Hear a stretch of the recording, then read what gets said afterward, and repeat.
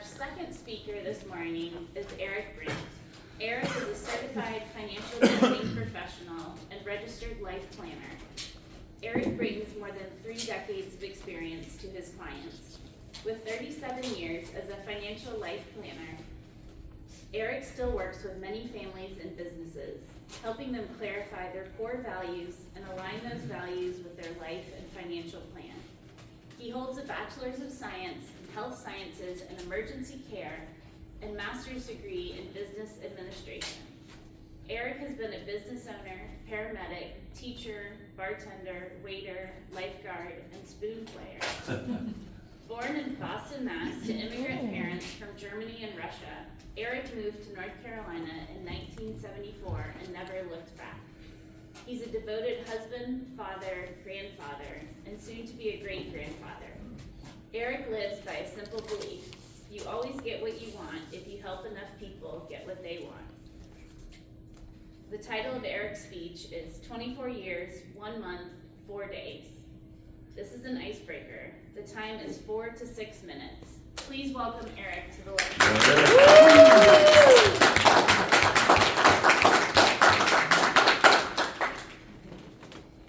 Morning, Toastmasters. Good morning.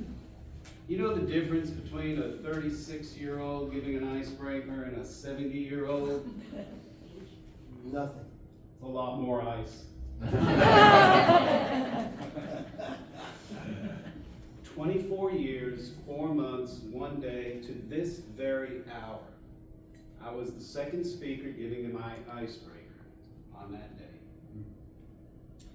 And about 10 years later in Toastmasters, we decided as a group everybody should redo their icebreaker. And so, yeah, great idea. I went to my file, I pulled it out, and there it was, right on the heading of the paper. September 11th, 2001. I had given my icebreaker on 9/11. As I left that meeting with my best speaker card in my hand, I headed out to my first appointment, and the news started coming in. There was a plane crash. I thought, ooh, not a good day to fly.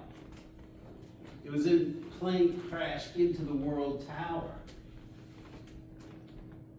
Not a very good day to fly.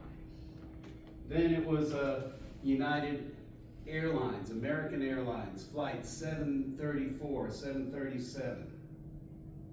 And I said, not a good day to be flying on American. And the last bit of news I got was both planes had originated in Boston, Massachusetts, Logan International. And I pulled over, and I froze. It was hard for a paramedic to do. And before the wheels stopped, my phone rang. It was my daughter.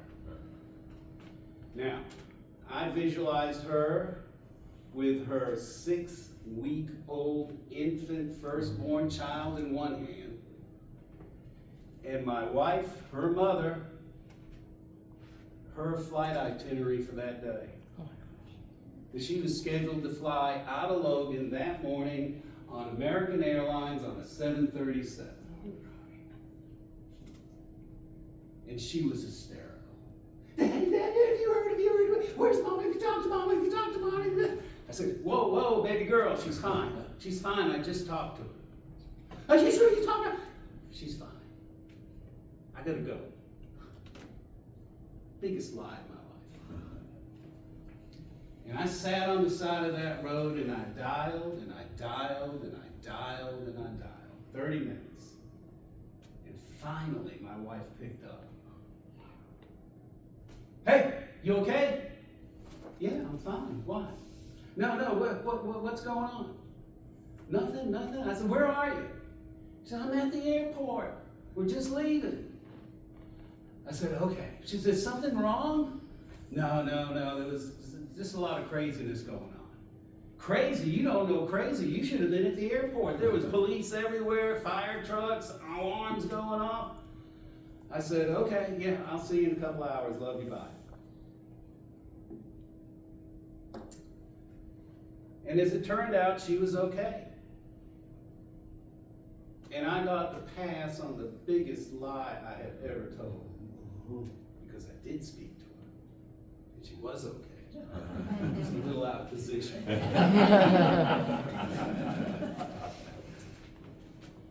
I have, in the last 24 years, probably mentored 50 icebreakers.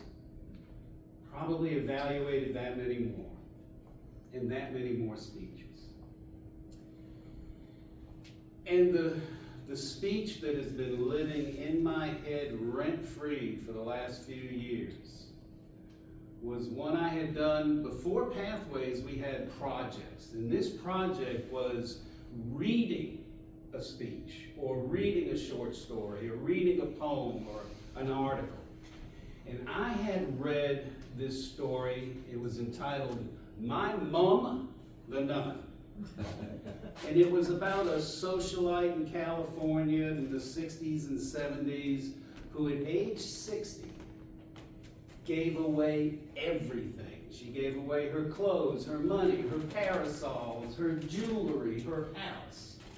And when she gathered her children together, she told them that she had lived the first 30 years of her life for herself. And she lived the next 30 years of her life for her children. And she was going to give the last 30 years of her life to God. And she joined a cloistered nun, never to be seen again by her children. Now, I've had an amazing life. And no, I'm not joining the, that's not where this is going. I had a thought. I've known joy, and I've known heartache. About 3 years ago, my youngest son, Chase, died of a fentanyl overdose. And he left us a beautiful 6-year-old girl to love and to raise.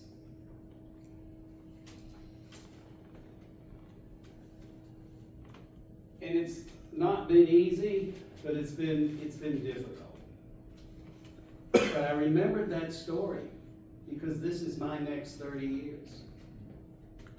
My hope is that I can be there when she reaches the age of my son, 36. I know somewhere, somehow, I'll be in a facility somewhere slinging green jello with a white spoon. But for now, I'm still here, I'm still speaking, and I'm still breaking ice.